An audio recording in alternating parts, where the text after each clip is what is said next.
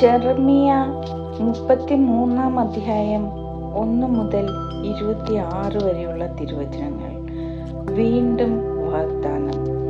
ജെറമിയ തടവിലായിരിക്കുമ്പോൾ കർത്താവ് വീണ്ടും അവനോട് അരുളിച്ചെയ്തു, ഭൂമിയെ സൃഷ്ടിക്കുകയും അതിനെ രൂപപ്പെടുത്തി ഉറപ്പാക്കുകയും ചെയ്ത കർത്താവ്, അവിടുത്തെ നാമം കർത്താവ് എന്നാണ്, അരുളിച്ചെയ്യുന്നു. എന്നെ വിളിക്കുക, ഞാൻ മറുപടി നൽകും.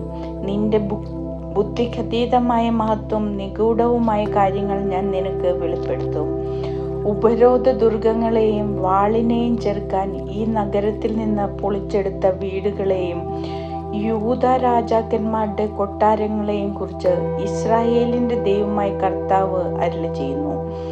കൽദായരെ എതിർക്കുന്ന അവർ തങ്ങളുടെ വീടുകൾ ശവശരീരങ്ങൾ കൊണ്ട് നിറയ്ക്കുകയായിരിക്കും ചെയ്യുക.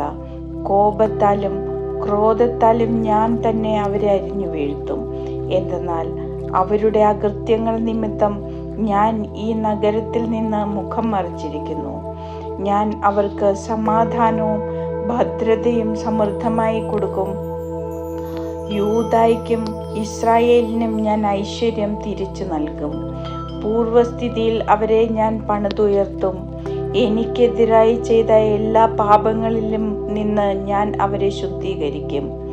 അവർ എന്നോട് മറുതലിച്ചു ചെയ്ത അകൃത്യങ്ങളെല്ലാം ഞാൻ ക്ഷമിക്കും. ഞാൻ ജെറുസലേമിന് ചെയ്യാനിരിക്കുന്ന നന്മകളെക്കുറിച്ച് കേൾക്കുന്ന ഭൂമിയിലെ സകല ജനതകളുടെയും മുൻപാകെ ഈ നഗരം എനിക്ക് സന്തോഷത്തിനും സ്തുതിക്കും മഹത്വത്തിനും കാരണമാകും. ഞാൻ അതിന് നൽകുന്ന സകല നന്മകളും സമൃദ്ധിയും കണ്ട് അവർ ഭയന്ന് വിറയ്ക്കും. കർത്താവ് അരുളിച്ചെയ്യുന്നു, മനുഷ്യനും മൃഗവുമില്ലാത്ത ശൂന്യമായിരിക്കുന്നു എന്ന് നിങ്ങൾ പറയുന്ന ഈ ദേശത്ത്, യൂദാ നഗരങ്ങളിലും മനുഷ്യരോ മൃഗങ്ങളോ സഞ്ചരിക്കാത്ത വിജനമായ ജെറുസലേം തെരുവീഥികളിലും വീണ്ടും സന്തോഷധ്വനികളും ആഘോഷവും മണവാളന്റെയും മണവാട്ടിയുടെയും സ്വരവും, സൈന്യങ്ങളുടെ കർത്താവിനെ സ്തുതിക്കുവിൻ, അവിടുന്ന് നല്ലവനാണ്, അവിടുത്തെ കാരുണ്യം അനന്തമാണ് എന്ന് പാടിക്കൊണ്ട് കർത്താവിൻ്റെ ആലയത്തിലേക്ക് കൃതജ്ഞതാബലി കൊണ്ടുവരുന്നവരുടെ ആരവവും ഇനിയും മാറ്റുലികൊള്ളും. ഞാൻ ദേശത്തിൻ്റെ ഐശ്വര്യം പുനഃസ്ഥാപിക്കും.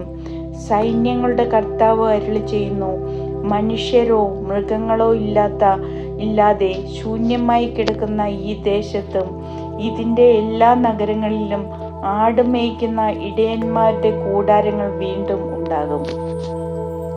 മലമ്പ്രദേശത്തും താഴ്വരയിലും നെഗബിലുമുള്ള പട്ടണങ്ങളിലും ബെഞ്ചമിൻ ദേശത്തും ജെറുസലേമിൻ്റെ പ്രാന്തപ്രദേശങ്ങളിലും യൂദായുടെ പട്ടണങ്ങളിലും ഇടയന്മാർ ആടുകളെ എണ്ണുന്ന കാലം വീണ്ടും വരും.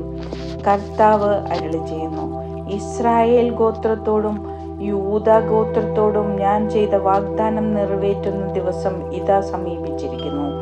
കർത്താവ് അരുളിച്ചെയ്യുന്നു, ആ നാളിൽ ആ സമയത്ത് ദാവീദിന്റെ ഭവനങ്ങളിൽ നിന്ന് നീതിമാനായ ഒരു മൂളയെ ഞാൻ കിളിർപ്പിക്കും. അവൻ ദേശത്ത് നീതിയും ന്യായവും നടത്തും. അപ്പോൾ യൂദ രക്ഷപ്പെടുകയും ജെറുസലേം ഭദ്രമായിരിക്കുകയും ചെയ്യും. നമ്മുടെ നീതി കർത്താവ് എന്ന് വിളിക്കപ്പെടും. കർത്താവ് അരുളിച്ചെയ്യുന്നു, ഇസ്രായേലിന്റെ സിംഹാസനത്തിലിരിക്കാൻ ദാവീദിന്റെ ഒരു സന്തതി എന്നും ഉണ്ടായിരിക്കും. എൻ്റെ സന്നിധിയിൽ ദഹനബലിയും ധാന്യബലിയും അനുദിന ബലിയും അർപ്പിക്കാൻ ലേവ്യ പുരോഹിതനും ഉണ്ടായിരിക്കും. ജെറമിയായ്ക്ക് കർത്താവിൻ്റെ അരുളപ്പാടുണ്ടായി. കർത്താവ് അരുളിച്ചെയ്യുന്നു, പകലും രാത്രിയും ഇല്ലാതാകത്തക്ക വിധം പകലിനോടും രാത്രിയോടും ഉള്ള എൻ്റെ ഉടമ്പടി ലംഘിക്കാൻ നിങ്ങൾക്ക് കഴിയുമെങ്കിൽ മാത്രമേ എൻ്റെ ദാസനായ ദാവീദിനോടും എൻ്റെ ശുശ്രൂഷകരായ ലേവ്യരോടും ഉള്ള എൻ്റെ ഉടമ്പടിയും ലംഘിക്കപ്പെടുകയുള്ളൂ. അപ്പോൾ മാത്രമേ തൻ്റെ സിംഹാസനത്തിലിരുന്ന് ഭരിക്കാൻ ദാവീദിന് ഒരു സന്തതി ഇല്ലാതെ വരികയുള്ളൂ. ആകാശത്തിലെ നക്ഷത്രങ്ങൾ എണ്ണമറ്റവയും കടൽപ്പുറത്തെ മണൽത്തരികൾ അളവില്ലാത്തവയും ആയിരിക്കുന്നത് പോലെ എൻ്റെ ദാസനായ ദാവീദിന്റെ സന്തതികളെയും എന്നെയും ശുശ്രൂഷിക്കുന്ന ലേവ്യ പുരോഹിതന്മാരെയും ഞാൻ വർദ്ധിപ്പിക്കും. കർത്താവ് ജെറമ്യയോട് അരുളി ചെയ്തു, താൻ തിരഞ്ഞെടുത്ത ഭവനങ്ങളെയും കർത്താവ് പരിത്യജിച്ചിരിക്കുന്നു എന്ന് ഈ ജനതകൾ പറയുന്നത് നീ കേൾക്കുന്നില്ലേ? അവർ എൻ്റെ ജനത്തെ അവഹേളിക്കുന്നു. എൻ്റെ ജനത്തെ ഒരു ജനതയായി അവർ പരിഗണിക്കുന്നതേയില്ല.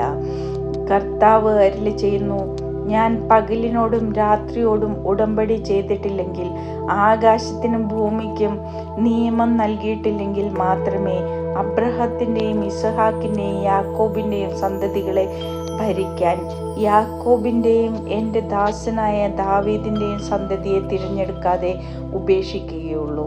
ഞാൻ അവർക്ക് വീണ്ടും ഐശ്വര്യം നൽകുകയും അവരുടെ മേൽ കരുണ ചൊരിയുകയും ചെയ്യും.